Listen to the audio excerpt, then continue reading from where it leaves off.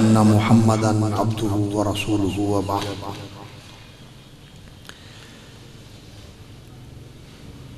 فضیلت مآب محترم علماء کرام، اساتذہ اور خطباء، ائمہ کرام، اور اس جامعہ ابی ہریرہ کے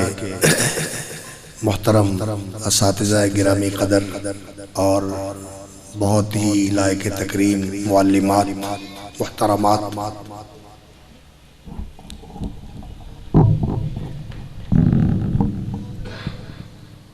اور عزیز القدر طلبہ اور طالبات جنہوں نے قرآن مجید کے حفظ کی سعادت حاصل کی ہے اور جنہوں نے دینی تعلیم کا یہ مرحلہ مکمل کیا ہے کہ وہ اس تعلیم کے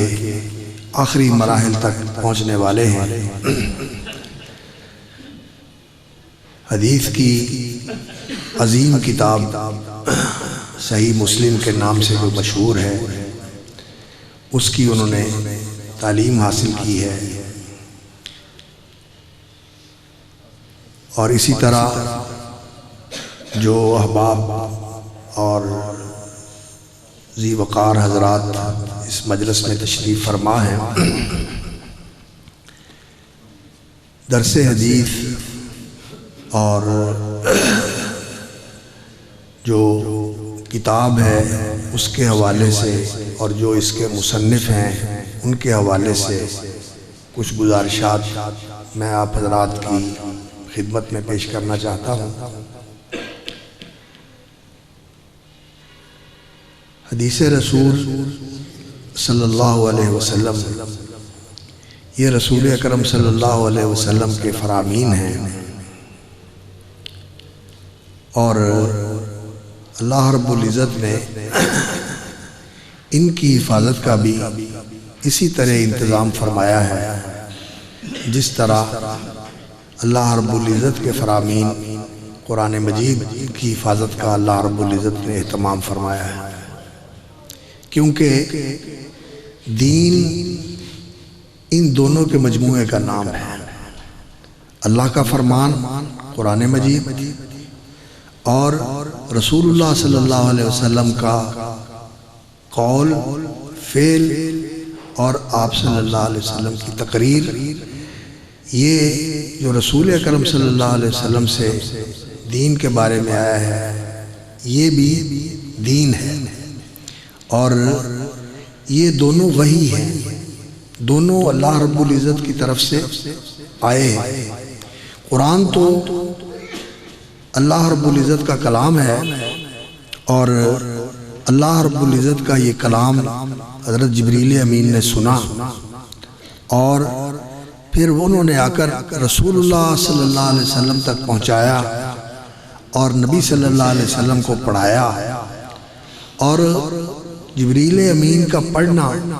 اور ان کا آ کر نبی صلی اللہ علیہ وسلم تک پہنچانا، اللہ رب العزت نے اس کو اپنی طرف منسوب کیا ہے، کیونکہ جبریل امین اللہ رب العزت کے وہ وحی کے امین فرشتے ہیں جو اللہ رب العزت سے جو سنتے ہیں اس کو بعین ہی ویسے ہی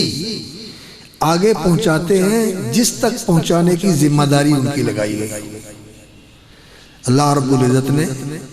انہ لقول رسول کریم ذی قوت عند ذی العرش مکین مطاع ثم امین، یہ اللہ رب العزت نے جبریل امین کے اوصاف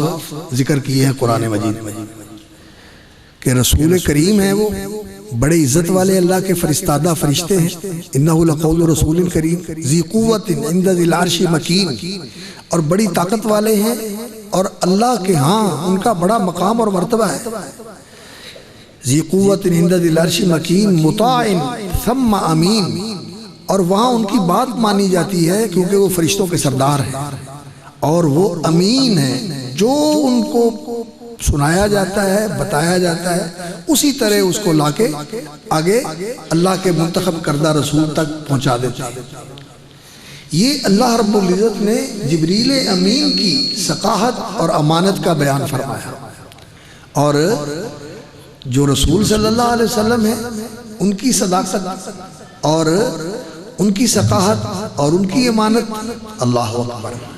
اس کا بھی قرآن مجید میں اللہ رب العزت نے ذکر فرمایا کہ ہمارے نبی جو ہیں وما هو بقول شاعر قلیلا ما تؤمنون ولا بقول کاہن قلیلا ما تذکرون تنزیل من رب العالمین، یہ کوئی شاعر کی بات نہیں ہے قرآن مجید، یہ کسی کاہن کی بات نہیں ہے، بلکہ وما هو بقول شاعر قلیلا ما تؤمنون ولا بقول کاہن قلیلا ما تذکرون تنزیل من رب العالمین، یہ اللہ کی طرف سے اتارا ہوا کلام ہے۔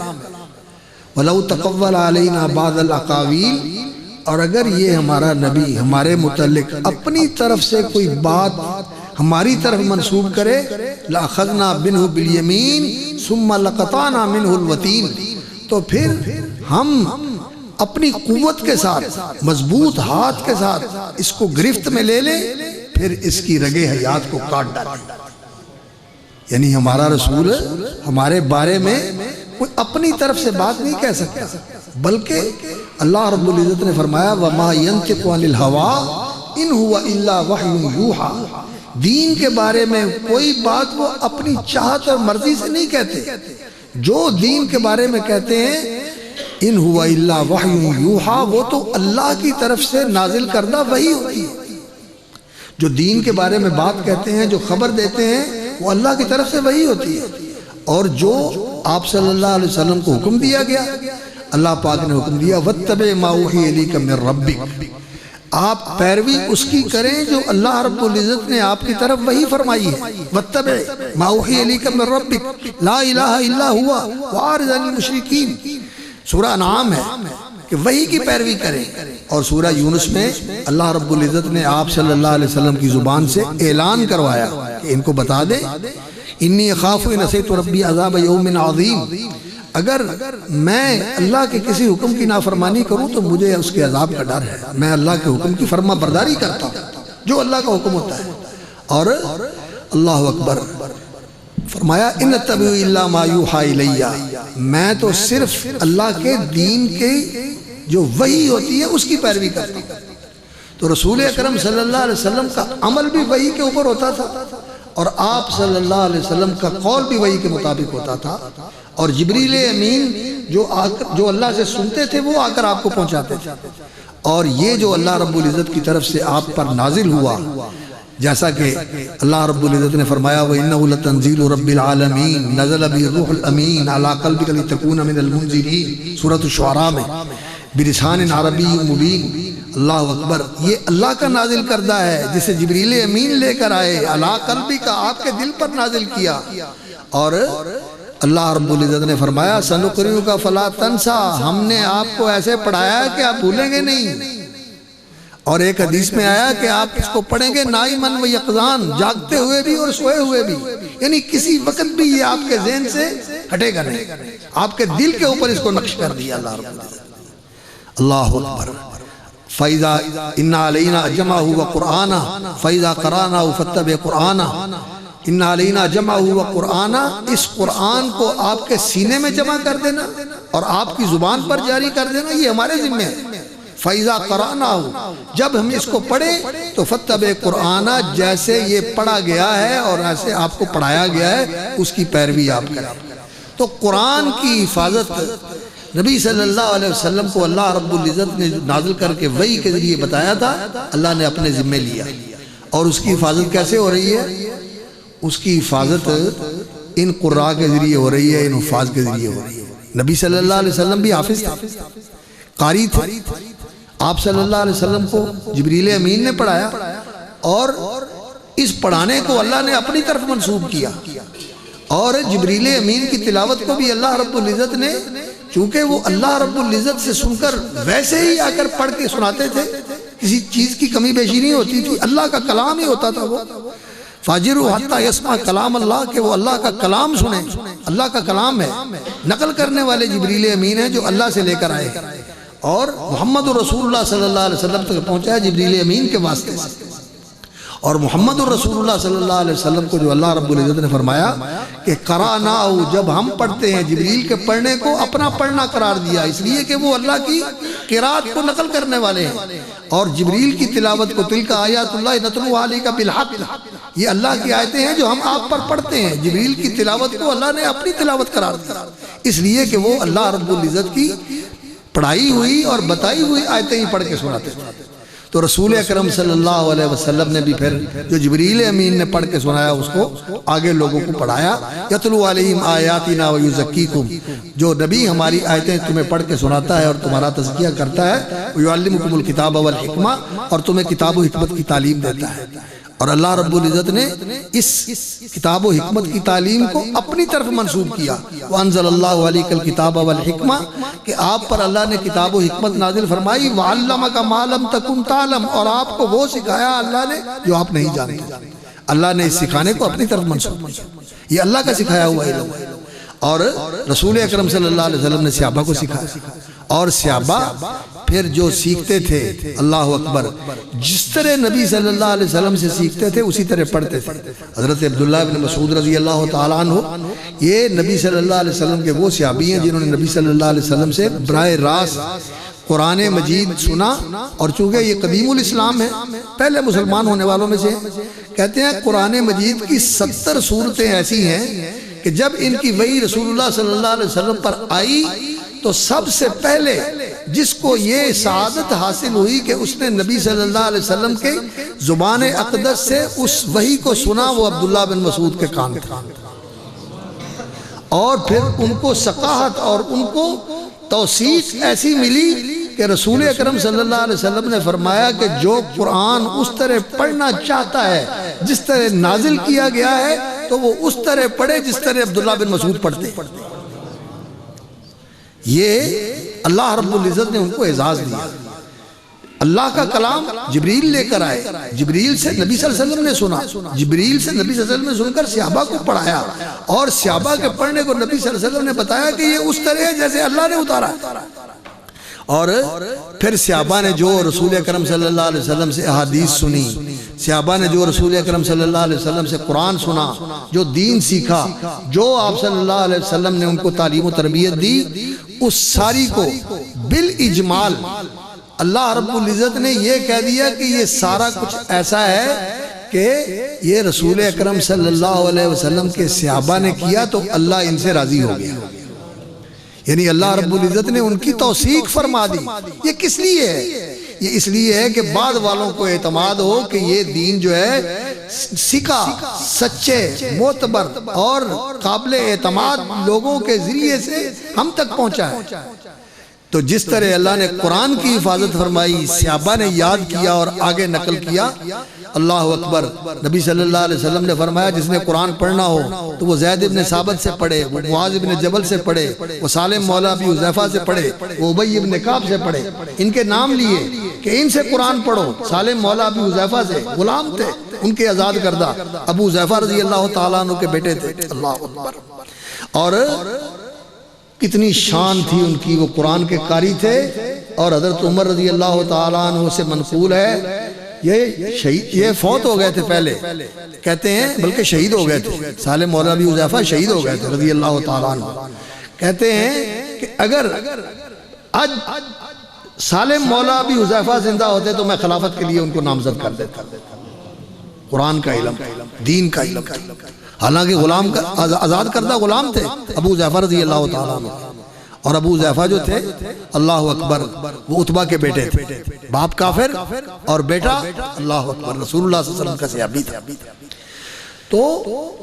رسول اکرم صلی اللہ علیہ وسلم نے فرمایا ان سے قرآن پڑھو۔ جیسے قرآن صحابہ نے پڑھ کے آگے منتقل کیا، اور آج تک وہ قرآن سینہ بسینہ بھی محفوظ ہے اور صحائف میں لکھا ہوا بھی محفوظ ہے۔ اسی طرح نبی صلی اللہ علیہ وسلم کی احادیث بھی صحابہ نے یاد کی اور لکھی بھی اور انہیں محفوظ کیا۔ یہ جامعہ جس کی نسبت راویۃ الاسلام اور حافظ الحدیث، 5000 سے زیادہ حدیثیں حضرت ابو ہریرہ رضی اللہ تعالیٰ عنہ سے نقل کی گئی ہیں۔ 5000 سے زیادہ حدیثیں حدیث کی کتابوں میں حضرت ابو ہریرہ رضی اللہ تعالیٰ عنہ سے نقل کی گئی ہیں۔ وہ کہتے ہیں کہ میں آیا تو وہ 7 ہجری میں آئے، غزوہ خیبر کے موقع پر نبی صلی اللہ علیہ وسلم کے پاس آئے۔ ان کو وقت کتنا ملا نبی صلی اللہ علیہ وسلم کے ساتھ؟ صرف 3 ساڑھے 3 سال۔ تو رسول اکرم صلی اللہ علیہ وسلم کے پاس آئے تو پھر اس طرح نبی صلی اللہ علیہ وسلم کے ساتھ ملازم ہو گئے، چمٹ گئے، ساتھ رہنے لگے کہ کسی وقت بھی جدا نہیں ہوتے، کسی وقت بھی الگ نہیں ہوتے۔ اللہ اکبر۔ رسول اکرم صلی اللہ علیہ وسلم اگر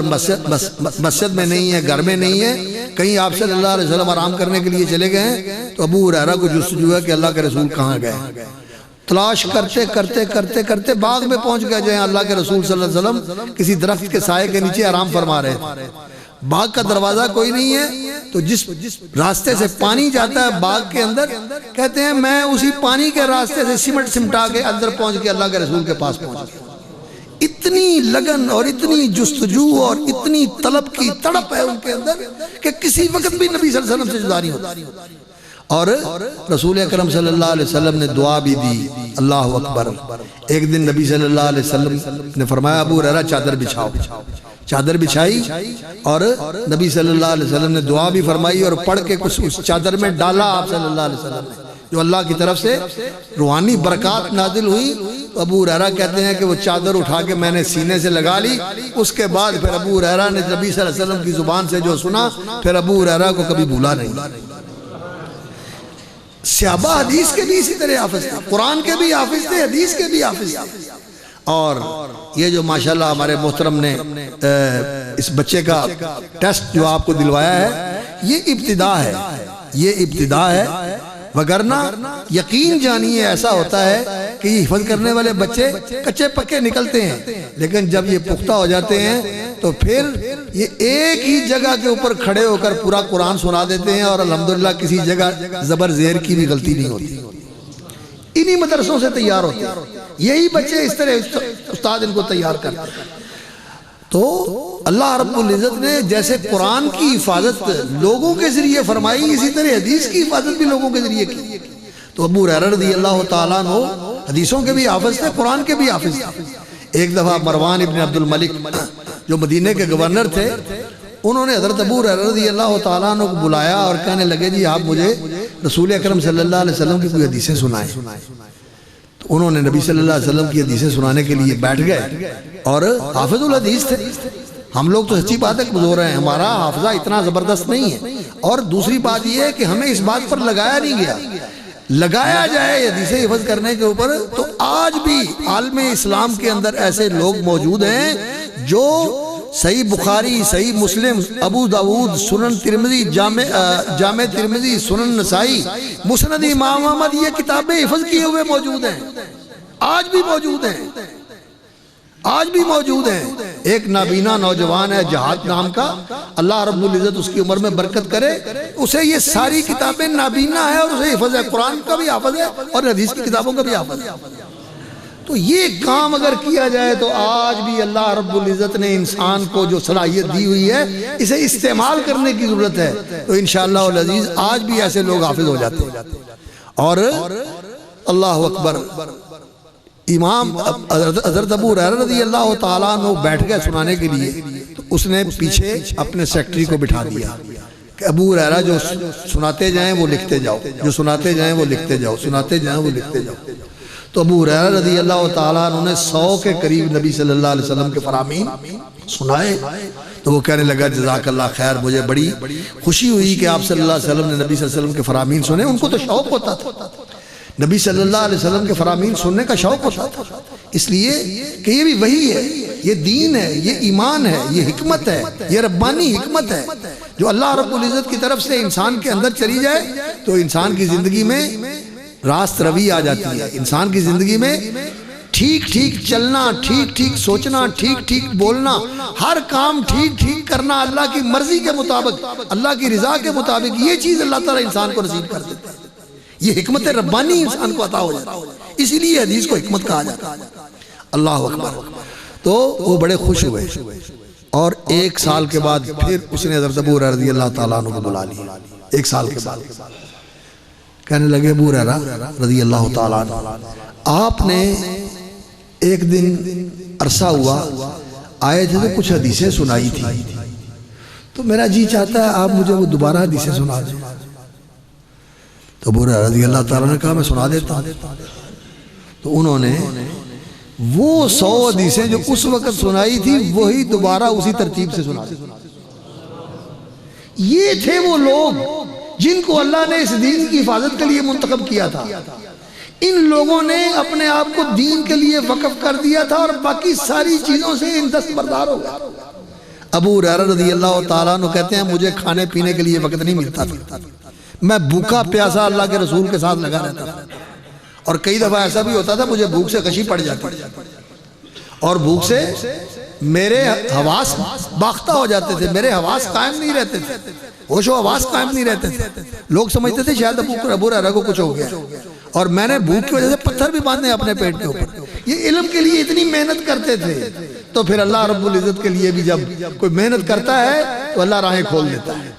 والذین جاہدوا فینا لنہدینہم سبلنا، جو ہمارے لیے محنتیں کرتے ہیں، مشقتیں اٹھاتے ہیں، قربانیاں دیتے ہیں، ہم ان کے لیے راہیں کھول دیتے ہیں۔ ہم نے تو صرف اس کو یہی سمجھا ہوا ہے کہ صرف جہاد جو ہے نا وہ کلاشن کوف کا ہی جہاد ہے، نہیں، یہ علم کا جہاد بھی بہت بڑا جہاد ہے۔ علم کے لیے جہاد کرنا، علم کے لیے قربانی دینا۔ نبی صلی اللہ علیہ وسلم نے فرمایا من خرج یطلب العلم فهو فی سبیل اللہ، جو اس علم کو حاصل کرنے کے لیے نکلتا ہے وہ اللہ کی راہ میں، یہ بھی جہاد فی سبیل اللہ ہے۔ اور یہ علم کا جہاد، یہ عمل کا جہاد، یہ دعوت کا جہاد، یہ سارے جہاد ہیں۔ اور کلاشن کوف کے جہاد کی میں نفی نہیں کرتا، وہ بھی ضروری ہے، وہ بھی ہونا چاہیے، لیکن وہ ہونا چاہیے دین کی رہنمائی میں اور علماء کی مشاورت اور ان کی رہنمائی میں۔ ٹھیک ہے، جو سیاسی اور عسکری مہارت رکھنے والے لوگ ہیں ان کی بھی رہنمائی ہونی چاہیے، لیکن سب سے پہلے دین کی رہنمائی ہونی چاہیے۔ دینی رہنمائی کے اندر دین کے مطابق وہ سارے کام کیے جائیں۔ تو بہرحال اللہ رب العزت ہمیں توفیق عطا فرمائے کہ ہماری سیاست اور ہماری ساری جد و جہد، معیشت، تجارت، جو کچھ بھی ہے وہ سب کچھ اللہ کے وحی کی روشنی میں ہو، تو انشاءاللہ العزیز اللہ تعالیٰ کی مدد ہمارے ساتھ ہو جائے گی،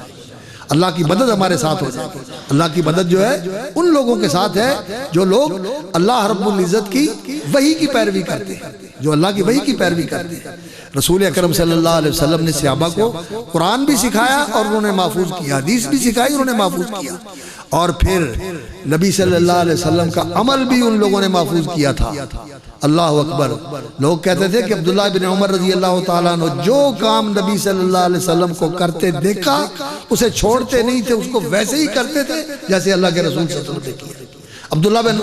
عمر رضی اللہ تعالیٰ عنہ بھی ایسے ہی تھے، حضرت عثمان بن عفان رضی اللہ تعالیٰ عنہ بھی ایسے ہی تھے۔ ایک ایک چیز وضو کیا، حضرت رسول اکرم صلی اللہ علیہ وسلم نے، حضرت عثمان نے دیکھا اور اس وضو کو محفوظ کر لیا، اور پھر وہ آگے نقل کیا، ان کے بیٹے نے سنا، اور پھر آگے ان کے گھر سے یہ سلسلہ آگے چلتے چلتے ہم تک پہنچا، تو انہوں نے جس چیز کو دیکھا اس کو محفوظ کر لیا۔ وہ ہمارے طرح سننے والے نہیں ہوتے تھے، وہ سیکھنے والے ہوتے تھے اور سن کر محفوظ کرنے والے ہوتے تھے۔ اسی لیے نبی صلی اللہ علیہ وسلم نے دعا دی ہے، نظر اللہ بران سمع مقالت، اللہ تعالیٰ تر و تازہ رکھے، خوش و خرم رکھے، آباد اور شاد رکھے اس بندے کو سمع مقالتی جس نے میری بات سنی، فحافظہا ووعاہا، پھر اس کو وحافظہا کیچ کر لیا، کنٹرول ضبط کر لیا، ووعاہا اور اسے محفوظ کر لیا، اسے محفوظ کر لیا، وَأَدَّاهَا كَمَا سَمِعَهَا، اور پھر اس کو آگے نقل کیا جیسے سنا تھا، کچھ گھٹائے بغیر، کچھ پڑھائے۔ اللہ اس کو محفوظ رکھے، اللہ اس کو آباد رکھے، اللہ اسے خوش و خرم رکھے، اللہ اسے تر و تازہ رکھے، یعنی ہماری زبان میں انشاءاللہ تتی واو ہی نہ لگے۔ اللہ تعالیٰ اس کی حفاظت فرمائے۔ تو اللہ کے رسول کی دعا تھی، پھر ان لوگوں نے دین کے لیے اپنے آپ کو وقف کیا، تو اس طرح یہ دین محفوظ ہوا، اور یہ سلسلہ صحابہ سے تابعین تک پہنچا، تابعین سے اتباع التابعین تک پہنچا، اتباع التابعین سے تبع الاتباع تک پہنچا۔ یہ پہلی صدی ہجری اور دوسری صدی ہجری، اس زمانے میں تابعین کے زمانے اور تابعین سے اتباع التابعین اور اتباع التابعین سے تبع الاتباع، یہ جو صحابہ سے نقل کرنے والے ہیں، صحابہ میں کبار صحابہ اور وہ صحابہ پھر جو ان کے ساتھ تھے لیکن وہ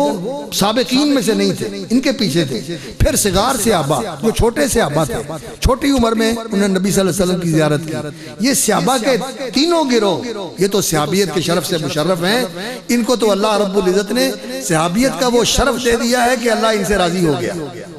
اور ان کو اللہ پاک نے چنا ہے نبی صلی اللہ علیہ وسلم کی رفاقت و مصاحبت کے لیے۔ یہ تو سب کے سب رضی اللہ عنہم ورضوا عنہ، اور اللہ تعالیٰ نے ان کے لیے جنت کا وعدہ کیا ہوا ہے۔ اور ان کے بعد پھر تابعین ہیں، تابعین کے بعد تابعین، تابعی وہ جس نے صحابی کو دیکھا ہو، اور پھر اتباع التابعین یعنی وہ جس نے اس کو دیکھا ہو جس نے صحابی کو دیکھا ہے، اور پھر اس کے بعد تبع الاتباع وہ جس نے اس کو دیکھا ہو جس نے اس کو دیکھا ہو جس نے صحابی کو دیکھا تھا۔ اللہ اکبر۔ تو یہ تینوں طبقے ایسے ہیں جن کے بارے میں نبی صلی اللہ علیہ وسلم نے فرمایا کہ میری امت کے یہ جو تین، سب سے بہتر میرا زمانہ، پھر اس کے بعد صحابہ کا زمانہ، اور پھر اس کے بعد خیر القرون، نبی صلی اللہ علیہ وسلم نے فرمایا ثم الذین یلونہم ثم الذین یلونہم، پھر جو ان کے بعد آئیں گے پھر جو ان کے بعد آئیں گے۔ اور امام مسلم رحمۃ اللہ علیہ جو ہیں جنہوں نے یہ کتاب لکھی ہے، یہ اللہ اکبر، ان کی ولادت کے بارے میں علماء نے مختلف اقوال ذکر کیے ہیں۔ بعض کا خیال ہے 201 میں پیدا ہوئے، بعض کا خیال ہے 202 میں، اور بعض کا خیال ہے 204 میں، اور بعض کا خیال ہے 206 میں۔ 204 اور 206 والا قول جو ہے یہ زیادہ علماء نے راجح قرار دیا ہے کہ ان کی عمر جو ہے 55 سال تھی جب وفات ہوئی، یا 57 سال تھی۔ تو 204 میں پیدا ہوئے یا 206 میں پیدا ہوئے، لیکن وفات کا سال جو ہے وہ معلوم ہے۔ تو یہ ان کے اساتذہ میں وہ لوگ ہیں جنہوں نے تبع الاتباع سے اور اتباع التابعین سے لیا ہے، اتباع التابعین سے لیا ہے، ان سے انہوں نے، اور تبع الاتباع سے لیا ہے۔ تو ان کی ولادت جو ہے وہ 3ری صدی کے شروع میں ہوئی، اور وفات ان کی 261 ہجری میں ہوئی۔ تو یہ 3ری صدی کے آدمی ہیں، اور ان سے پہلے محدثین کی بہت بڑی جماعت گزر چکی تھی۔ امام سفیان ثوری، امام سفیان ابن عیینہ مکہ میں، کوفے میں امام سفیان ثوری، مدینہ میں امام مالک، اور شام میں امام اوزاعی، اور بغداد میں امام احمد ابن حنبل، وہ تو ان کے استاد بھی ہیں، امام مسلم نے ان سے پڑھا ہے۔ تو یہ محدثین کی جماعت تھی، اور یہ محدثین رسول اکرم صلی اللہ علیہ وسلم کی احادیث کو یاد کرنے کے لیے لکھا بھی کرتے تھے اور یاد بھی کیا کرتے تھے، اور اس طرح یاد کیا کرتے تھے۔ صحیح مسلم بچوں نے پڑھی ہے، بیٹیوں نے بھی پڑھی ہے، انہوں نے اس کا اندازہ کیا ہوگا کہ امام مسلم رحمۃ اللہ علیہ جب ذکر کرتے ہیں حدیث، ایک حدیث کے 2 استاد ذکر کرتے ہیں اور بتاتے ہیں کہ یہ جو لفظ میں ذکر کر رہا ہوں، لکھ رہا ہوں، یہ فلاں استاد کے الفاظ ہیں، اور میرے فلاں استاد نے یہ لفظ بولا تھا، اس نے یہ لفظ پڑھایا تھا، اور اس نے یہ لفظ نہیں کہا تھا۔ یعنی ایک ایک چیز کی وضاحت کی ہوئی، ایک ایک چیز کی وضاحت کی۔ یقین جانیے جو لوگ یہ بات کرتے ہیں نا، کہتے ہیں حدیثیں تو 200 سال بعد لکھی گئی ہیں، 300 سال بعد لکھی گئی ہیں، امام بخاری کے زمانے میں لکھی گئی۔ امام بخاری رحمۃ اللہ علیہ کا سال ولادت جو ہے وہ 194 ہے، اور 256 میں ان کی وفات ہوئی ہے، یعنی وہ 2ری صدی کے آخر میں، آخری عشرے میں ان کی ولادت ہوئی ہے۔ لیکن امام مسلم ان کے بعد پیدا ہوئے، اور فوت بھی ان کے بعد ہوئے، عمر بھی ان کی تھوڑی ہوئی۔ امام بخاری رحمۃ اللہ علیہ کی عمر تقریباً 62 سال ہوئی، اور امام صاحب کی عمر یا 55 سال یا 57 سال ان کی عمر ہوئی۔ تو یہ امام بخاری رحمۃ اللہ علیہ کے بعد پیدا ہوئے۔ تو امام بخاری کے اساتذہ ان سے زیادہ اونچے درجے کے تھے۔ امام بخاری کے درمیان اور رسول اللہ صلی اللہ علیہ وسلم کے درمیان 3 واسطے، اتباع یعنی تابع التابعی، تابعی اور صحابی، یعنی صحابی اور اس کے بعد تابعی، اور تابعی سے لینے والا تبع تابعی۔ یہ امام بخاری رحمۃ اللہ علیہ کی ثلاثی روایت ہے، اور امام مسلم رحمۃ اللہ علیہ کی رباعی روایت ہے۔ وہ لیتے ہیں صحابی سے، یعنی تبع الاتباع سے، جو تبع الاتباع ہے، اور اس کے بعد تابعی کا تابعی، پھر تابعی، اور پھر صحابی، اور پھر رسول اکرم صلی اللہ علیہ وسلم کے پاس۔ اور امام مسلم رحمۃ اللہ علیہ نے اس کتاب کے اندر اللہ اکبر جس اہتمام کے ساتھ احادیث کو مدون کیا ہے، اور جس طرح الفاظ کا انتخاب کیا ہے، یقین جانیے یہ اتنا شاہکار انتخاب ہے کہ اگر انسان گہرائی کے ساتھ، توجہ کے ساتھ ان الفاظ کے اوپر غور کرے اور پڑھے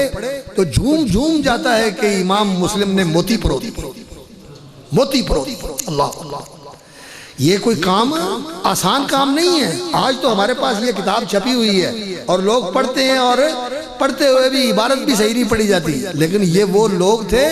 جنہوں نے لکھا بھی تھا اور لکھتے ہوئے بھی سارا کچھ صحیح اہتمام کے ساتھ لکھتے تھے، کوئی کمی بیشی نہیں ہونے دیتے تھے، اور جو لکھا ہوتا تھا وہ صرف کتابوں میں نہیں ہوتا تھا ہمارے جیسا حال کہ اب ہمارا علم سارا کتابوں میں پڑا ہوا ہے اور ہمیں اس علم کو مستحضر کرنے کے لیے کتابوں کی مدد لینی پڑتی ہے، لیکن ان کا علم جو ہے وہ ان کے سینے میں ہوتا تھا۔ امام بخاری رحمۃ اللہ علیہ تو خیر وہ تو آیت من آیات اللہ تھے، وہ اللہ کی نشانیوں میں سے ایک نشانی تھے، وہ تو اس دور کے اندر آپ ان کو کہہ سکتے تھے کہ فوٹو میموری، کہ جو سنا وہ ذہن میں نقش ہو گیا، لکھنے کی بھی ضرورت نہیں ہے، لکھنے کی بھی ضرورت نہیں ہے، ایک مجلس میں جو سنا۔ اور امام مسلم رحمۃ اللہ علیہ بھی ایسے ہی تھے، اور اس لیے ایسے کیوں تھے کہ ان کے والد، ان کا نام تھا ابو الحسین، کنیت تھی ابو الحسین، نام تھا مسلم، اور والد کا نام تھا حجاج، اور مسلم بن الحجاج ابن مسلم، اور یہ عرب تھے، یہ اجمی نہیں تھے، یہ عربی تھے، پشیری، یہ پشیر قبیلے کے تھے، یہ عرب تھے، خالص عربی تھے، لیکن رہتے تھے نشاپور میں۔ نشاپور آج بھی ایران کا ایک شہر ہے، مشہد اور تہران کے قریب، یہ مشہد جو ہے، مشہد کے قریب جو ہے نا نشاپور شہر ہے، لیکن افسوس کہ یہ کسی دور میں وہ شہر تھا جس کو کہتے تھے مدینۃ اللہ اکبر، مدینۃ السنتی، مدینۃ السنتی والعوالی، یہ سنت کا مرکز تھا اور عالی سندوں کا مرکز تھا۔ آج وہاں اہل سنت ختم ہو چکے ہیں۔ اللہ اکبر، انا للہ و انا الیہ راجعون۔ اللہ وہ دن واپس لے کے آئے کہ جب ان ساری جگہوں کے اوپر توحید اور سنت کا علم بلند ہو، اور توحید اور سنت کے دشمنوں کو اللہ رب العزت ہدایت دے اور ان کے سینے بھی توحید و سنت کے نور سے منور فرما دے۔ ہم ان کے لیے ہدایت کی دعا کرتے ہیں، ہمارے بھائی ہیں بھولے ہوئے، بھٹکے ہوئے، ہم ان کے لیے ہدایت کی دعا کرتے ہیں۔ اللہ اکبر۔ تو یہ وہ شہر تھا، اور ان کے والد جو حجاج تھے وہ کون تھے؟ وہ مربی تھے، وہ بچوں کو تعلیم دیا کرتے تھے۔ تو امام مسلم رحمۃ اللہ علیہ کی عمر جب 10 سال کی ہوئی تو سب سے پہلے قرآن حفظ کرتے تھے، 7 سال کی عمر میں، 8 سال کی عمر میں، 9 سال، 10 سال کی عمر میں قرآن حفظ کر لیتے تھے۔ تو کہتے ہیں 10 سال کی عمر میں اللہ پاک نے مجھے حدیث کے حفظ کا شوق عطا فرما دیا، حفظ حدیث کا شوق عطا فرما دیا، اپنے شہر سے حدیثیں شروع کر دی، یاد حفظ کرنی اور لینی، اور ان کے شہر میں بڑے بڑے محدث تھے، بڑے بڑے علماء تھے، ان سے لیا، اور پھر اللہ اکبر سفر شروع کر دیے۔ وہاں سے نکلے، ایران سے، نشاپور سے نکلے، عراق میں آئے، مصر میں گئے، حجاز میں گئے، شام میں گئے، کوفہ بصرے میں گئے، اور خراسان میں گئے، یہ جو علاقے افغانستان ہے یہاں تک، بلخ بخارے تک آئے، بلخ بخارے تک، یہ جو ازبکستان کے اندر شہر ہیں، سمرقند، بخارا، بلخ وغیرہ، یہاں تک آئے، حدیثیں جمع کی، اور جو کچھ جمع کرتے تھے پھر اسے محفوظ بھی کر لیتے تھے اور اسے ذہن میں بھی اتار لیتے تھے، اور بڑے ہی ماشاءاللہ خوش شکل، خوبصورت، خوش شکل، خوش لباس۔ ایک عالم نے کہا ہے کہ میں نے منظر دیکھا، ایک شخص بڑا ہی خوش لباس، خوش وضع، خوش اتوار، وہ آیا اور اس نے پگڑی باندھی ہوئی تھی سفید، جس کا شملہ جو ہے پیچھے کندھوں کے درمیان لٹک رہا تھا۔ جب وہ آئے تو امیر نے ان کا ہاتھ پکڑا، علماء کا مجمع تھا، اور ان کو امامت کے لیے آگے کر دیا۔ پوچھا یہ کون ہے؟ تو کہنے لگے یہ ابو الحسین مسلم بن الحجاج، جن کو علماء کی امامت کے لیے امیر وقت نے آگے کر دیا۔ اور یہ امام بخاری رحمۃ اللہ علیہ کے مستفیدین میں سے تھے۔ امام بخاری سے انہوں نے بڑا استفادہ کیا، بہت چیزیں سیکھی انہوں نے امام بخاری سے، اور ان کی تصنیف سے بھی انہوں نے استفادہ کیا۔ لیکن یہ ایسا نہیں ہے کہ صرف امام بخاری رحمۃ اللہ علیہ سے انہوں نے ساری حدیثیں لی، بلکہ امام بخاری کے ساتھ بہت سارے اساتذہ میں ان کے شریک ہیں۔ امام بخاری کے بھی وہ استاد ہیں اور ان کے بھی وہ استاد ہیں، زہیر ابن حرب ہیں، قتیبہ بن سعید ہیں، محمد بن بشار، الباروت بن بندار ہیں، یہ امام بخاری کے بھی استاد ہیں، ان کے بھی استاد ہیں۔ تو خیر یہ باتیں جو ہے نا ہمارے علمی حلقوں کی باتیں ہوتی ہیں، آپ لوگوں کے لیے بار کا باعث بنتی ہیں، لیکن مجھے کچھ طلباء بھی نظر آ رہے ہیں، اس لیے میرے سامنے وہ بیٹھے ہوئے ہیں، تو میں ان کے لیے یہ باتیں کر رہا ہوں. اللہ اکبر. تو یہ امام بخاری کے شریک ہیں بعض اساتذہ کے اندر، لیکن امام بخاری رحمۃ اللہ سے انہوں نے استفادہ کیا. اور امام مسلم رحمۃ اللہ علیہ بڑے عبادت گزار بھی تھے. کہتے ہیں کہ ساری زندگی کبھی گالی نہیں دی اور کبھی کس کو تھپڑ تک نہیں مارا. کبھی کسی کو مارا نہیں، تھپڑ تک نہیں مارا، گالی نہیں دی، اور ساری زندگی کبھی کسی کی غیبت نہیں. یہ کردار ہے جس سے امامت ملتی ہے، جس سے اللہ رب العزت دین کے اندر انسان کو امامت کا درجہ عطا فرماتے ہیں. اللہ رب العزت ہمیں بھی ایسا با کردار بنا دے، ہمیں بھی ایسا با کردار بنا دے. میں حیران ہوتا ہوں کہ امام مسلم رحمۃ اللہ علیہ نے کتاب لکھی، کتابیں اور لوگوں نے بھی لکھی، لیکن ان کتابوں کو کون جانتا ہے. لیکن یہ کتابیں ایسی ہیں کہ جس کو ضرورت ہوتی ہے حدیث کی، وہ صحیح بخاری کی طرف رجوع کرتا ہے یا صحیح مسلم کی طرف رجوع کرتا ہے. اللہ نے ان کتابوں کو لازوال کر دیا. قرآن اور حدیث کے قرآن مجید کے بعد جو صحیح ترین کتابیں ہیں یہ دو کتابیں ہیں، صحیح بخاری اور صحیح مسلم. اور امام مسلم رحمۃ اللہ علیہ نے، اللہ اکبر، یہ کتاب یہ نہیں کہ ادھر سے لیا ادھر سے لیا ادھر سے لیا ادھر سے لیا. کہتے ہیں میں نے 3 لاکھ حدیثیں جمع کی ہیں. 3 لاکھ حدیثیں، 3 لاکھ حدیثیں جمع کی ہیں. اور جمع کیسے کی ہیں؟ حفظ کے ساتھ اور ضبط کے ساتھ. ضبط کتابی بھی اور ضبط قلبی بھی. قلب کا بھی ضبط ہے، ذہن کا بھی ضبط ہے، کتاب کا بھی ضبط ہے. اور 3 لاکھ حدیثوں میں سے میں نے یہ انتخاب کیا ہے اور اس پر 15 سال لگائے ہیں امام مسلم رحمۃ اللہ علیہ. 15 سال کی مدت اس کے اوپر صرف کی ہے. اللہ اکبر. اور کہتے ہیں کہ میں نے جو اس میں لکھا ہے اس کی بھی میرے پاس حجت ہے، اور جو میں نے نہیں لکھا اس کی بھی میرے پاس حجت ہے. اور میں نے یہ جو کتاب لکھی ہے، اللہ اکبر، لوگ 200 سال تک بھی لکھتے رہیں تو میری اس کتاب کے مطابق ہی اس کو محور بنا کر، اس کو مدار بنا کر لکھیں گے، اس سے بے نیاز نہیں ہو سکتے. اس کی طرف رجوع کرنا پڑے گا. یہ دین کا مرکز بن گئی ہے کتاب. اللہ اکبر. 200 سال بھی لکھتے رہیں تو اللہ رب العزت نے اسی لیے اس کتاب کو یہ مرکزیت عطا فرما دی، محور و مدار بنا دیا اللہ رب العزت نے حدیث کا. اور اس کا نام امام مسلم رحمۃ اللہ علیہ نے کیا رکھا تھا؟ عام طور پر لوگ مسلم شریف بھی کہہ دیتے ہیں. میں کہتا ہوں کہ یہ دیکھو اللہ رب العزت نے ان لوگوں کو کیا سعادت بخشی کہ ان کے نام ہی حدیث بن گئے. یہ حدیث کس کتاب کی ہے؟ مسلم شریف کی ہے. مسلم کس کا نام ہے؟ مسلم تو امام مسلم ابن الحجاج اس کے مصنف کا نام ہے. یعنی ان کی ذات اور ان کا نام ہی حدیث بن گیا.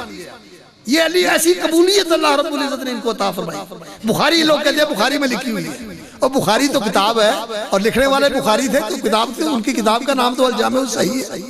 لیکن لوگوں کی زبان کے اوپر یہ وہ کہتے ہیں نا، زبان خلق نقارہ خدا، کہ لوگوں کی زبان کے اوپر یہ بات ہے کہ وہ ان کے لکھنے والوں کو ایسے ہی کہتے ہیں جیسے کہ یہ چیز ان کے اوپر لکھی ہوئی ہے اور ان سے اب تک پہنچی ہے. یہ بخاری میں لکھی ہوئی ہے، مسلم میں لکھی ہوئی ہے. لیکن انہوں نے جو اس کا نام رکھا تھا وہ تھا المسند الصحیح، جو ان سے روایت کے ساتھ منقول ہے نا، کہ انہوں نے اس کتاب کا نام رکھا تھا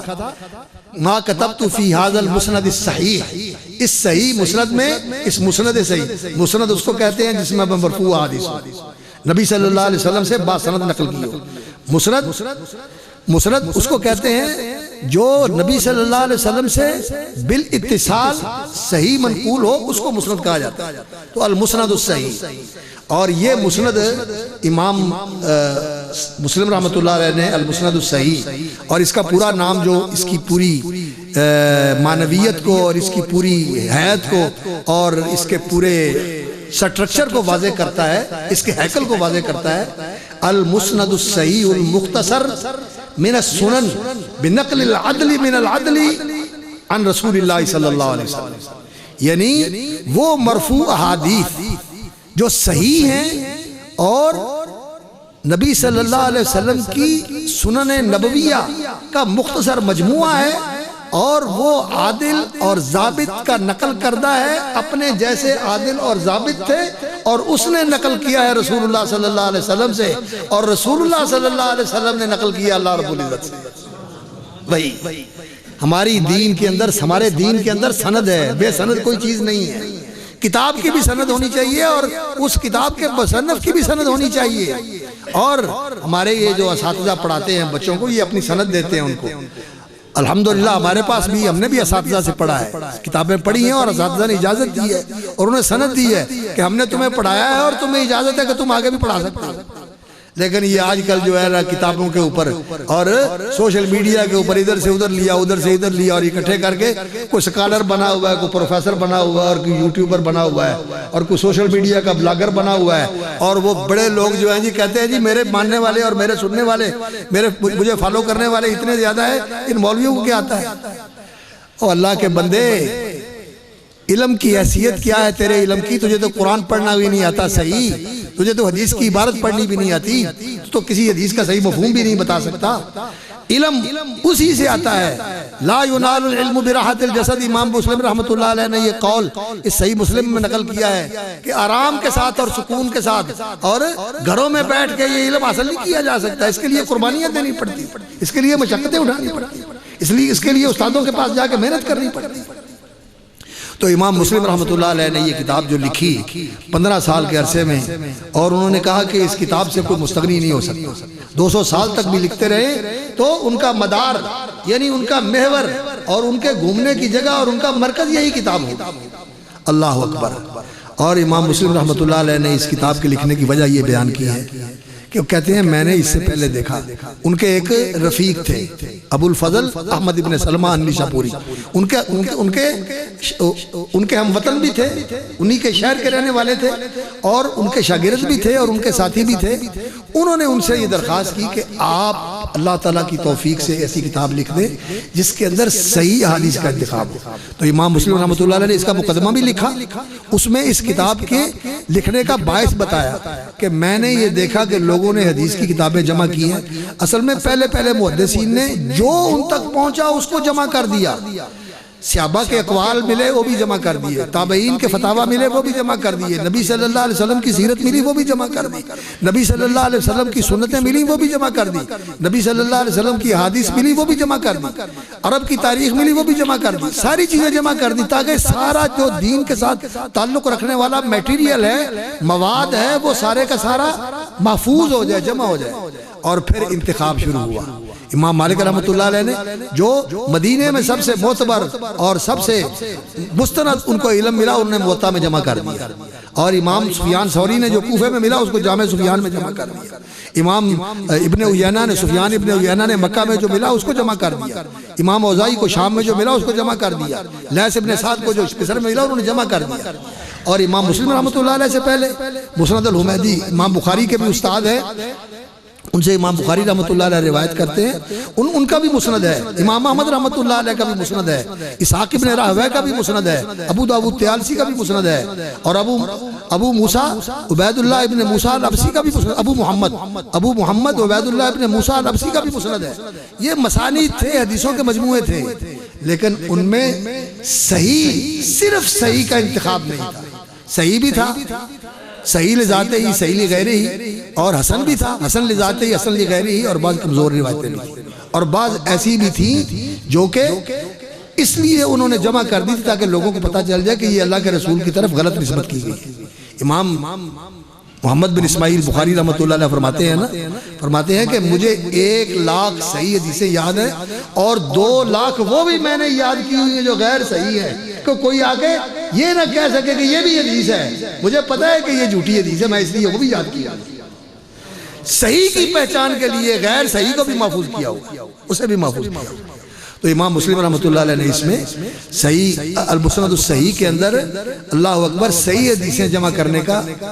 ایک ساتھی نے ان سے التماس کیا تو وہ اس کے لیے تیار ہو گئے. مقدمے میں انہوں نے لکھا ہے کہ اس میں میرا بھی فائدہ ہے کہ میرے لیے صدقہ جاریہ بن جائے گا اور میرے لیے عمل کرنے کے لیے ایک ایسا دستور العمل سامنے آ جائے گا کہ جس کے مطابق میں زندگی گزار سکوں گا. اور پھر انہوں نے ماشاءاللہ اپنے گھر میں بیٹھ کر امام بخاری کی طرح نہیں، سفروں کے اندر کبھی حجاز میں، کبھی مصر میں، کبھی عراق میں، کبھی شام میں، کبھی کوفے میں،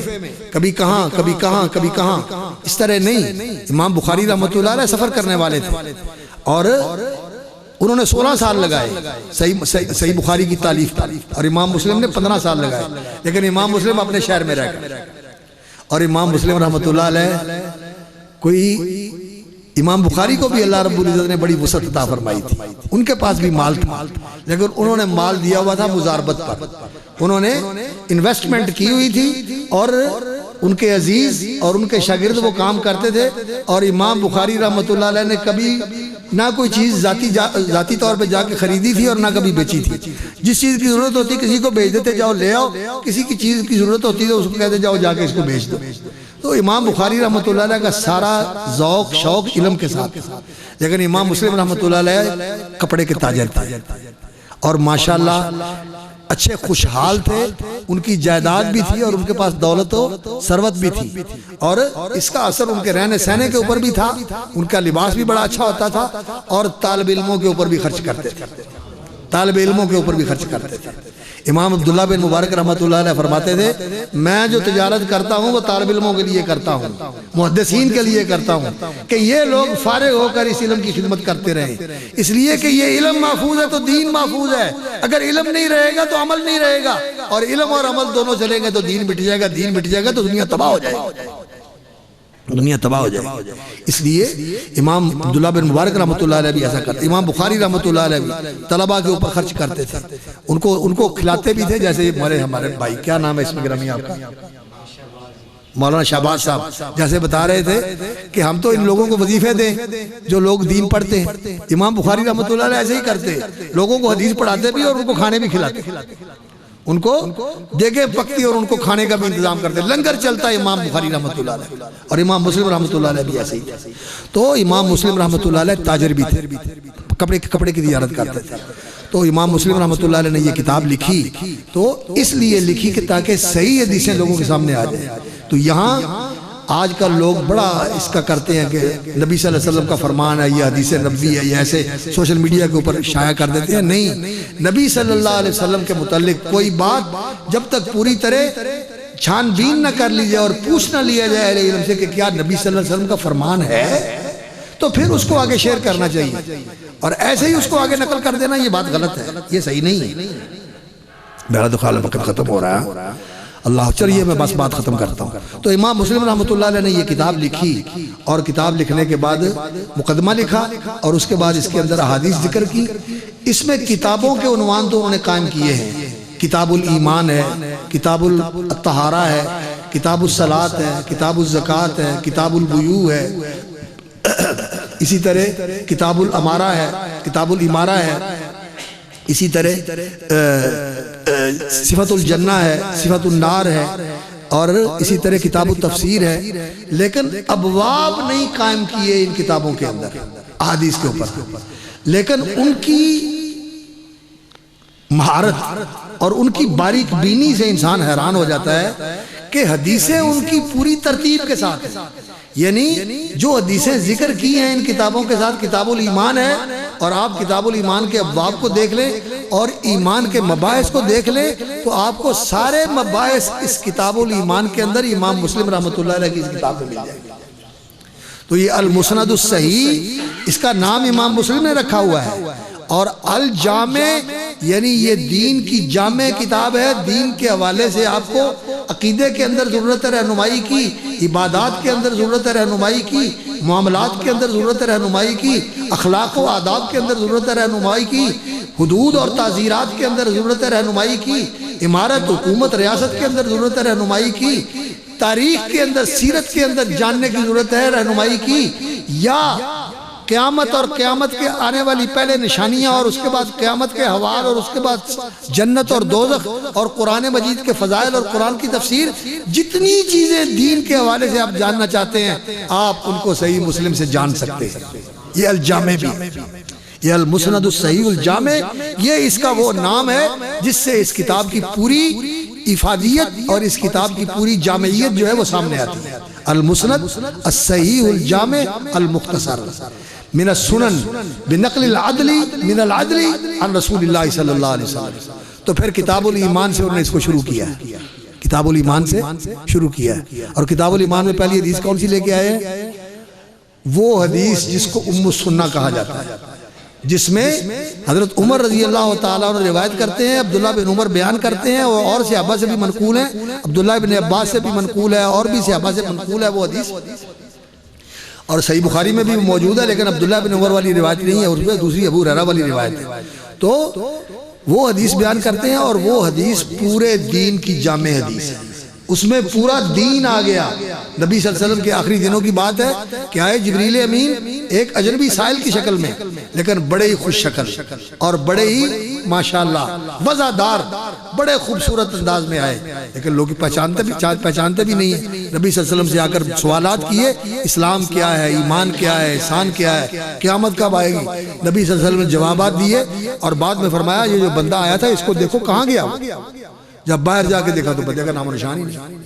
تو نبی صلی اللہ علیہ وسلم نے فرمایا یہ جبریل امین آئے تھے، آج سے پہلے جب بھی آتے رہے میں پہچان لیتا تھا، لیکن آج کی بار آئے تو میں پہچان ہی نہیں سکا۔ جانے کے بعد پتہ چلا کہ جبریل امین سامنے بیٹھے ہوئے ہیں، جبریل امین، اللہ کے رسول پہچان نہیں سکے، اور لوگوں نے کیا باتیں بنائی، لا حول ولا قوت الا باللہ۔ یہ جہالت کی باتیں، یہ بے علمی کی باتیں، یہ دین سے دوری کی باتیں۔ اللہ تعالی ہمیں صحیح دین کو سمجھنے اور اس کو ماننے اور پھر اس کے مطابق زندگی کو بنانے کی توفیق عطا فرمائے۔ اس سے شروع کیا اس کتاب کو اور ختم کیا اس کو کس پہ؟ کتاب التفسیر کے اوپر۔ کتاب التفسیر میں امام مسلم رحمۃ اللہ علیہ زیادہ حدیثیں نہیں لے کے آئے، 17-18 حدیثیں امام مسلم جو لے کے آئے، مختصر سی کتاب التفسیر ہے، بہت ہی مختصر ہے۔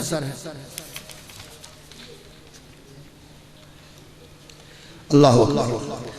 یہ اس کتاب کے 2 ورقے بنتے ہیں، یہ 17-18 حدیثیں امام مسلم لے کے آئے۔ لوگ کہتے ہیں کہ امام مسلم رحمۃ اللہ علیہ کتاب التفسیر زیادہ تفصیل کے ساتھ کیوں نہیں لکھی؟ اصل بات یہ ہے کہ امام مسلم رحمۃ اللہ علیہ کا جو مقصد ہے وہ مسند احادیث، یعنی نبی صلی اللہ علیہ وسلم کے اقوال سے جو آیا ہے اس کو ذکر کرنا مقصود ہے۔ اور امام بخاری رحمۃ اللہ علیہ نبی صلی اللہ علیہ وسلم کے افعال بھی نقل کرتے ہیں، اقوال بھی نقل کرتے ہیں، صحابہ کے اقوال بھی نقل کرتے ہیں، تابعین کے اقوال بھی نقل کرتے ہیں، اور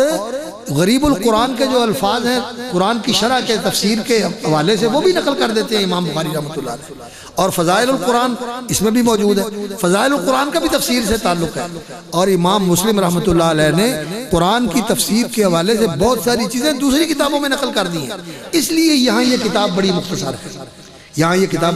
ہے۔ اور اس کی جو آخری حدیث امام مسلم رحمۃ اللہ علیہ نے ذکر کی ہے یہاں، اللہ اکبر۔ میں آپ کو حدیث کی بلکہ میرا جی چاہتا ہے کہ میں آپ کو اپنی سند بھی بتا دوں۔ میں نے الحمدللہ صحیح مسلم اور صحیح بخاری اور دوسری حدیث کی کتابیں جن اساتذہ سے پڑھی ہیں ان میں حافظ عبداللہ صاحب بوڑھی مالوی رحمۃ اللہ علیہ، مولانا ثناء اللہ صاحب امرتسری، مولانا ثناء اللہ ہوشیار پوری رحمۃ اللہ علیہ، اور اسی طرح مولانا ابو البرکات احمد صاحب مدراسی رحمۃ اللہ علیہ، ان سے میں نے یہ کتابیں پڑھی، اور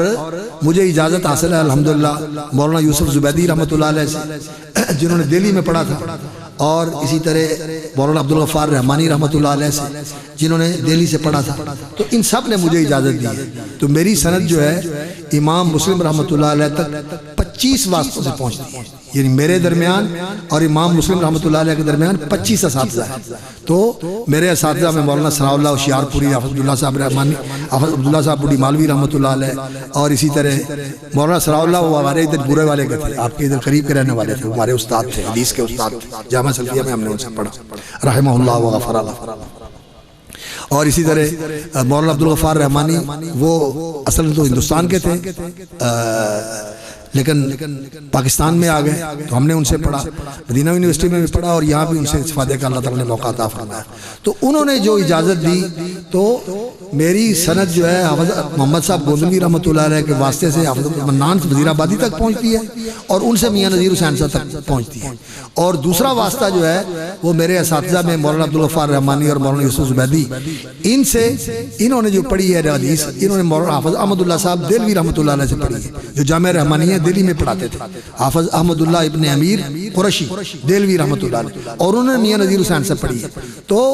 میری سند کے اندر 2 واسطوں سے الحمدللہ میرا سلسلہ جو ہے میاں نذیر حسین دہلوی رحمۃ اللہ تک پہنچ جاتا ہے۔ میرے استاد مولانا عبدالغفار حسن اور ان کے استاد حافظ احمد اللہ صاحب، اور تیسرے استاد میاں نذیر حسین دہلوی رحمۃ اللہ علیہ، میرے درمیان اور ان کے درمیان ایک سند میں 4 واسطے ہیں، میرے استاد اور ان کے استاد حافظ گوندلوی اور ان کے استاد حافظ عبد المنان صاحب وزیر آبادی رحمۃ اللہ علیہ۔ یہ 3 واسطوں سے میاں نذیر حسین صاحب تک سلسلہ پہنچتا ہے، اور ایک سند میں 2 واسطوں سے ان تک سلسلہ پہنچتا ہے، اور امام مسلم رحمۃ اللہ علیہ تک بعض واسطوں سے 26 درجے بنتے ہیں اور بعض واسطوں سے 25 درجے بنتے ہیں۔ تو یہ صحیح مسلم تک میری سند ہے، اور اسی سند متصل کے ساتھ وبالسند المتصل منا الى الامام الہمام ابی الحسین مسلم بن الحجاج القشیری النسابوری رحمہ اللہ اقول قال حدثنا عمرو بن زرارة قال حدثنا هشيم عن ابي هاشم عن ابي مجلز عن قيس بن عباد قال سمعت ابا ذر رضي الله عنه يقسم قسما ان هذان خصمان اقتسموا في ربهم انها نزلت في الذين برزوا يوم بدر حمزة وعلي وعبيدة بن الحارث رضي الله عنهم وعتبة وشيبة ابن ربيعة والوليد بن عتبة وقال حدثنا ابو بكر بن ابي شيبة قال حدثنا وكيع وقال حدثني محمد بن المثنى حدثنا عبد الرحمن جميعا عن سفيان نبي هاشم عن ابي مجلس عن قيس بن عباد قال سمعت ابا ذر رضي الله تعالى عنه يقسم لا نزلت هذان خصمان بمثل حديث هشيم۔ یہ حدیث ہے، اور یہ حدیث جو ہے یہ قرآن مجید کی ایک آیت کے سبب نزول کے بارے میں، کہ اس آیت کا پس منظر کیا تھا۔ یہ آیت ہے سورۃ الحج کی، قرآن مجید میں سورۃ الحج ہے، اور سورۃ الحج وہ سورت ہے جس سورت کے اندر اللہ رب العزت نے مسلمانوں کو جہاد کی، لڑائی کی اجازت دی تھی۔ اللہ نے فرمایا اذن للذین یقاتلون بانہم ظلموا وان اللہ علی نصرہم لقدیر الذین اخرجوا من دیارہم بغیر حق الا ان یقولوا ربنا اللہ ولولا دفع اللہ الناس بعضهم ببعض لهدمت صوامع وبیع وصلوات ومساجد یذکر فیہا اسم اللہ کثیرا ولینصرن اللہ من ینصرہ ان اللہ لقوی عزیز۔ یہ سورۃ الحج کی آیت ہے جس میں اللہ نے جہاد کی اجازت دی۔ یہ مکی صورت ہے، یہ مکی صورت ہے، اور اس میں اللہ رب العزت نے اجازت دی حج کی، اور یہ آیت جو ہے یہ صورت کی آیت ہے۔ ہذان خصمان اختصموا فی ربہم، ہذان خصمان، یہ 2 خصم کہتے ہیں جھگڑا کرنے والے کو، ایک کی طرف سے جو ایک آدمی جھگڑا کر رہا ہے اور اس کی طرف جو دوسرا اس کے ساتھ بد مقابل ہوتا ہے، یہ دونوں آپس میں جو کسی چیز کے دعوے دار ہوتے ہیں، ان کا تنازع ہوتا ہے، ان کا آپس میں جھگڑا ہوتا ہے، یہ بھی خصم ہے وہ بھی خصم ہے، اور اسی خصم سے اس کے لیے بھی یہ لفظ بولا جاتا ہے جو کسی کا حمایتی اور کسی کا حامی ہوتا ہے اور اس کی حفاظت کا ذمہ دار ہوتا ہے۔ لوگ کہتے ہیں کہ بیوی کا خصم یہ ہے، یعنی وہ جھگڑنے والا نہیں ہوتا بلکہ وہ اس کا محافظ اور اس کا نگہبان ہوتا ہے کہ اس کی طرف سے ہر قسم کی ذمہ داری اس نے اٹھائی ہوئی ہوتی ہے۔ تو یہ کبھی تو جھگڑا کرنے والے کے لیے بولا جاتا ہے، اور کبھی یہ ہوتا ہے اس فریق اور گروہ کے لیے اور اس جماعت کے لیے جو آپس میں ایک دوسرے کے مخالف ہوتے ہیں، ایک جو ہے دوسرے کا مخالف ہوتا ہے تو اس کو کہتا ہے ہذان خصمان، یہ 2 فریق اور یہ 2 گروہ جو ہے نا آپس میں ایک دوسرے کے خلاف ہیں۔ ہذان خصمان اختصموا فی ربہم، یہ آیت ہے سورۃ الحج کی، کہ یہ 2 فریق ہیں جنہوں نے جھگڑا کیا، اور ان کا جھگڑا کس میں ہے؟ زمین کے لیے ہے، بادشاہت کے لیے ہے، کرسی کے لیے ہے؟ نہیں، اختصموا فی ربہم، ان کا جھگڑا اپنے رب کے بارے میں ہے۔ ایک اللہ کو مانتا ہے اور ایک اللہ کو نہیں مانتا، ایک اللہ کی توحید کو مانتا ہے اور ایک اللہ کی توحید کو نہیں مانتا، ایک نے دنیا کے اندر اپنی مرضی کا دین بنایا ہوا اور ایک کہتا ہے کہ نہیں، دین میرا وہ ہے جو میرے رب نے اتارا ہے۔ اختصموا فی ربہم، یہ آیت جو ہے یہ نازل ہوئی کن کے بارے میں؟ اللہ اکبر، یہ محمد الرسول اللہ صلی اللہ علیہ وسلم کی زندگی کا وہ معرکہ،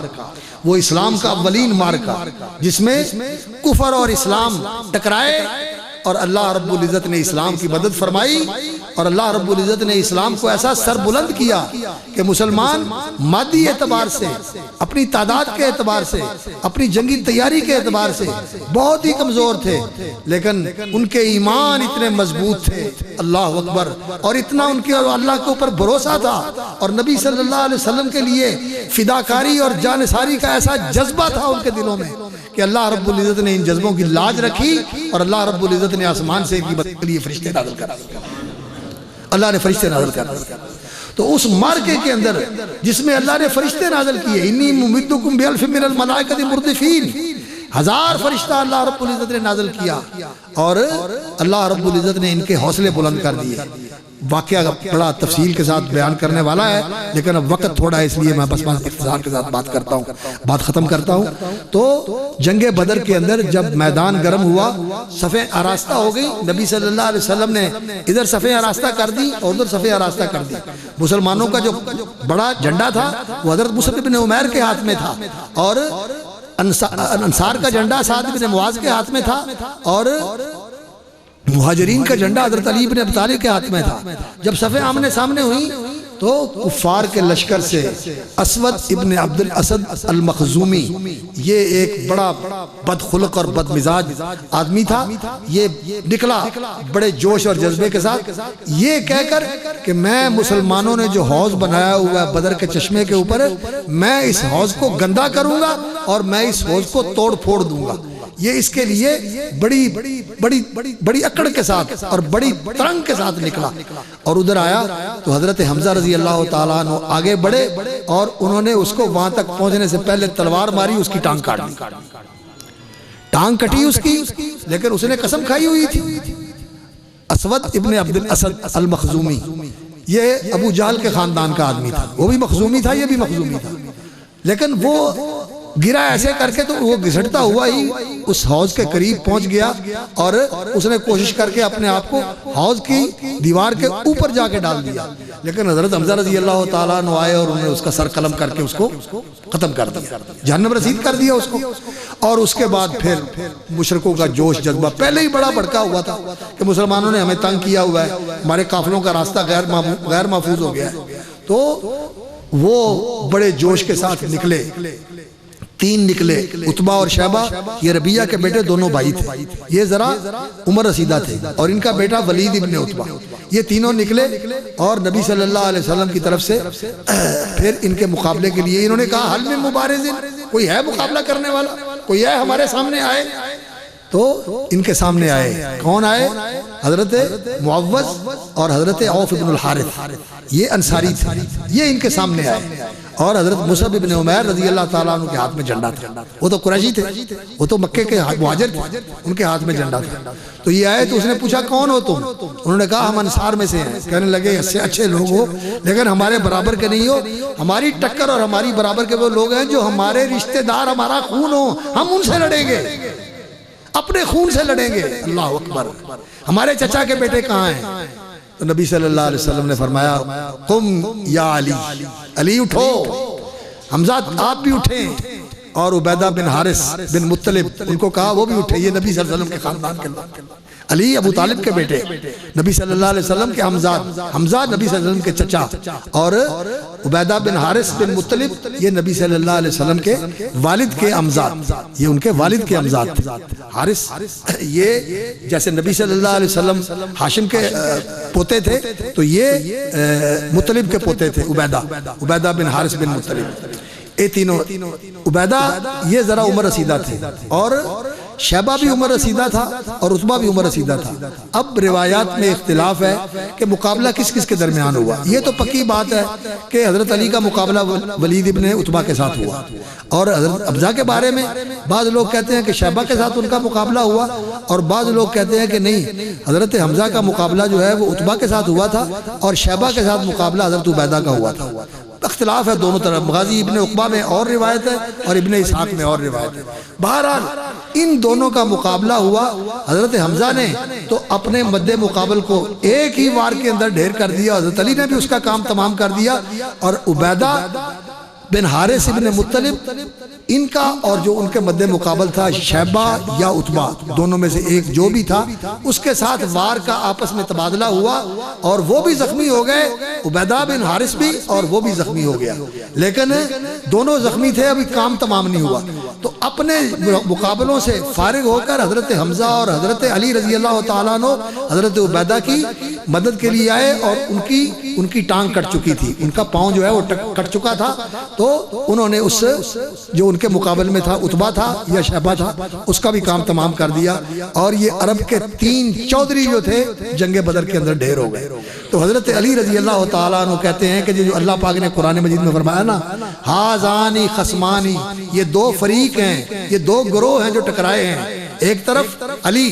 حمزہ اور عبیدہ بن حارث، اسلام کے علمبردار، اللہ کی توحید کے پہرے دار، اور نبی صلی اللہ علیہ وسلم کا جھنڈا لے کر آنے والے، اللہ کی توحید کی حفاظت کرنے والے، اللہ کے دین کی حفاظت کرنے والے، اور دوسری طرف یہ کفر کے گمنڈ میں آئے ہوئے کافر۔ اللہ اکبر، بے شک ابراہیم علیہ السلام کی اولاد میں سے تھے، لیکن یہاں نسب کسی کو کچھ نہیں دیتا، یہاں تو دین، عقیدے اور عمل کا نام۔ یہ آئے کفر کی حمایت کرنے کے لیے، شرک کی حمایت کے اندر آئے،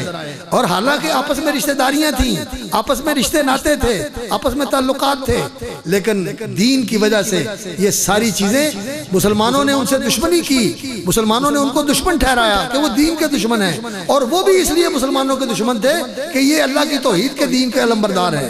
تو یہ دونوں فریق جو ہیں آپس میں ٹکرائے، ہذان خصمان اختصموا فی ربہم، یہ 2 فریق ہیں جن کا جھگڑا ہوا، اور ان کا جھگڑا اپنے رب کے بارے میں ہوا، اختصموا فی ربہم، اور پھر اللہ نے ان دونوں کا انجام بھی بتا دیا،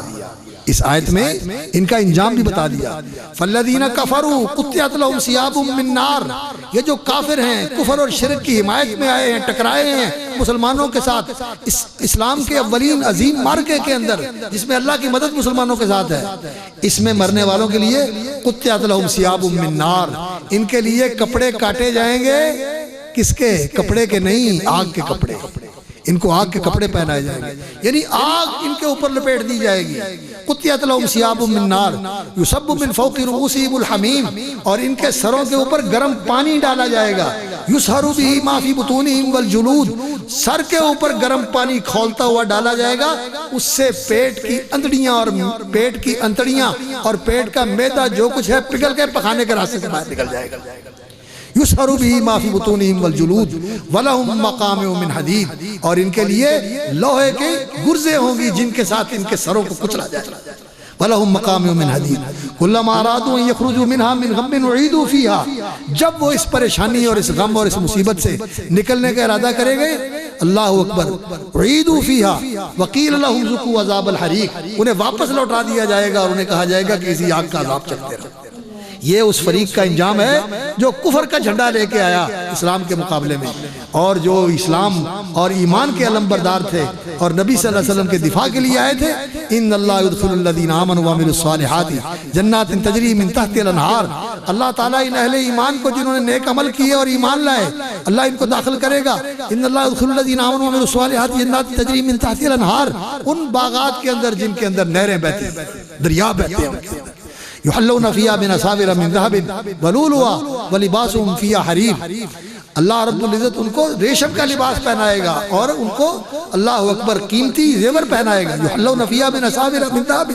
سونے کا زیور پہنائے گا، ولباسہم فیہا حریر وہدوا الی الطیب من القول، اور ان کو اللہ رب العزت نے توفیق عطا فرمائی ہے الی الطیب من القول، عمدہ بات کی، سب سے عمدہ اور سچی بات کون سی ہے؟ لا الہ الا اللہ، لا الہ الا اللہ، یہ کلمۃ طیبہ، یہ کلمہ طیبہ ہے، یہ سب سے سچی بات ہے، یہ سب سے سچی حقیقت ہے، اللہ کی توحید کی بات، اللہ کی وحدانیت اور احدیت کی بات، اور اللہ رب العزت کی الوہیت کی بات۔ یہ بات ادعوا الی الطیب من القول وادعوا الی الصراط الحمید، اور ان کو ہدایت دی گئی ہے اس حمید، قابل تعریف اور ہمیشہ تعریف کیے گئے مالک کے راستے کی طرف، یہ اللہ کے راستے کی طرف جانے والے ہیں، یہ اللہ کے راستے کی طرف جانے والے ہیں۔ یا صراط الحمید جو ہے یہ من اضافت صفت الی الموصوف بھی ہو سکتا ہے کہ یعنی موصوف کو صفت کی طرف مضاف کیا گیا ہے، موصوف کو صفت کی طرف مضاف کیا گیا ہے، یعنی الی الصراط الحمید، وہ راستہ جو سلامتی کا راستہ ہے۔ اب امام مسلم رحمۃ اللہ علیہ نے یہ آخر میں حدیث ذکر کی ہے. پہلی حدیث کتاب الایمان میں دین کی جامع حدیث تھی، اور یہ آخر میں حدیث ذکر کی ہے، تو اس کا معنی یہ ہے کہ کفر اور اسلام کی جنگ ہمیشہ جاری رہے گی، اور حق والوں کا اور باطل پرستوں کا مارکہ ہمیشہ قائم رہے گا، اور ڈگمگانا نہیں ہے، گھبرانا نہیں ہے، دبنا نہیں ہے، جھکنا نہیں ہے، بکنا نہیں ہے، دین کے اوپر قائم رہنا ہے. اللہ رب العزت مدد کرے گا. اللہ نے اسی صورت میں سورۃ الحج میں فرمایا وَلَيَنْصُرَنَّ اللَّهُ مَن يَنْصُرُهُ، جو اللہ کی مدد کرے گا اللہ اس کی مدد کرے گا. اللہ کی مدد کیا ہے؟ اللہ کے دین کی مدد، اللہ کی توحید کی مدد، اللہ کی شریعت کی مدد، اللہ کے رسول صلی اللہ علیہ وسلم کی سنت کی مدد. یہ اللہ کی مدد ہے. جو اللہ کی مدد کرے گا اللہ رب العزت اس کی مدد کرے گا. ان اللہ لقوی عزیز. اور اللہ تعالیٰ ان کو تمکن بھی بخشے گا، اقتدار بھی بخشے گا. اور آگے جا کر پھر اللہ رب العزت نے مسلمانوں کے ساتھ یہ وعدہ کیا ہے کہ اگر وہ اس دین کو قائم کریں گے تو اللہ تعالیٰ ان کے دین کی وجہ سے اللہ تعالیٰ ان کو خلافت اور حکومت بھی عطا کر دے گا. تو امام مسلم رحمۃ اللہ علیہ نے آخر میں اس حدیث کو ذکر کر کے اس بات کی طرف اشارہ کیا ہے. اللہ اکبر، ستیزہ کار رہا ہے ازل سے تا امروز. اللہ اکبر، چراغ مصطفی سے شرار ابولہبی. یہ میدان کفر اور اسلام کا، حق اور باطل کا، یہ صحیح اور غلط کا ہمیشہ سے چلا ہوا ہے، چلا رہے گا. لیکن اس میں جو لوگ نبی صلی اللہ علیہ وسلم کے ان صحابہ کی طرح جانثاری کا مظاہرہ کریں گے، فضائے بدر پیدا کر فرشتے تیری نصرت کو، اتر سکتے ہیں اب بھی گردوں سے قطار، اتر سکتے ہیں گردوں سے قطار اندر قطار. اب بھی صحابہ جیسا ایمان پیدا کرنے کی ضرورت ہے. تو انشاءاللہ اللہ کی مدد آئے گی. اللہ رب العزت سے دعا ہے کہ اللہ تعالی ہمیں صحابہ جیسا مسلمان بننے کی توفیق عطا فرمائے، دین کا علم پڑھنے، سمجھنے، جاننے کی اور اس کے مطابق اپنی زندگیوں کو بنانے، ڈھالنے، چلانے کی توفیق عطا فرمائے. اور میں شکر گزار ہوں اپنے محترم مولانا شہباز صاحب کا، جنہوں نے ماشاءاللہ حضرت ابو ہریرہ کی نسبت سے یہ جامعہ بنایا ہوا ہے اور حدیثیں حفظ کروا رہے ہیں، بچوں کو قرآن حفظ کروا رہے ہیں، بیٹیاں بھی پڑھ رہی ہیں، بیٹے بھی پڑھ رہے ہیں. اللہ ان کو کامیاب کرے اور اللہ تعالیٰ ان کو برکت دے، اور اللہ تعالیٰ ان کو عالم بعمل بنائے، دین کا خادم بنائے. اللہ اس ادارے کو برکت اور ترقی عطا فرمائے. لیکن زیادہ محنت کی ضرورت ہے، زیادہ ترکیز کی ضرورت ہے، حفظ کے اوپر، فہم کے اوپر، ضبط کے اوپر، اتقان کے اوپر. علم جو ہے وہ راسخ علماء کے ساتھ ہی زندہ رہتا ہے اور باعمر علماء کے ساتھ زندہ رہتا ہے، ربانی علماء کے ساتھ زندہ رہتا ہے. تعلیم اور تربیت دونوں کے اوپر توجہ دینی چاہیے. اللہ رب العزت برکت فرمائے اور قبول فرمائے. اور میں مبارکباد دیتا ہوں ان بیٹوں کو بھی اور ان بیٹیوں کو بھی اور ان کے والدین کو بھی، ان کے اساتذہ کو بھی، اور محترم مولانا جو اس کا اہتمام کر رہے ہیں اور ان کے رفقاء کو بھی. اللہ آپ کی یہ کوششیں قبول فرمائے، آپ کے میزان میں، میزان حسنات میں شامل فرمائے، اور آپ کو اللہ رب العزت اس کا دنیا اور آخرت میں بہترین صلہ عطا فرمائے. وآخر دعوانا الحمدللہ رب العالمین. سبحانک اللہم و بحمدک، اشہد ان لا الہ الا انت، استغفرک اللہم و اتوب الیک.